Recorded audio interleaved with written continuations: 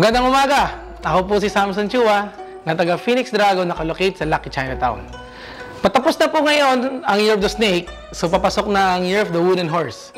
Pag-usapan po natin ngayon ang Feng Shui for Happiness. Any kinds of Buddha pwede po gamitin for the happiness. Dahil nakaka-change po to ng general luck ng bahay natin.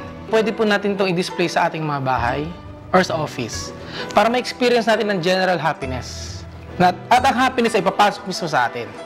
Ito po ay fronting lang po sa door, sa main door ng bahay natin or sa main door ng office natin. Ang double happiness naman, nakapagbigay happiness towards family, relationships, at sa co-workers pwede rin po. Meron din po tayong Mystic Knot, which is smooth sailing. Smooth po sa lahat, transaction, any kinds of business-related or relationship-related, nakakapag-smooth ng mga discussions or anything. Meron po tayong dragon with flaming sword at itong flaming sword which is nakaiwas po ng away. Ito po ang apple which is na ginagamit for peace and harmony.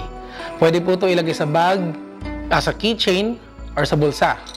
Ito naman po ay ang keychain ng double happiness which is na pwede rin po sa bag and sa bulsa or sa wallet.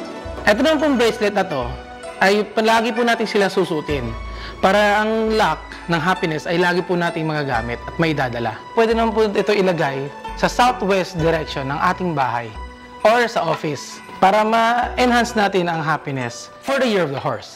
Good news po para sa lahat ng animal zodiac sign. Dahil nakalocate po ngayon ang happiness star sa center, kaya lahat po tayo ay makaka-experience ng happiness this wooden horse next year. Abangan niyo po ulit ako next time for some feng shui tips regarding wealth.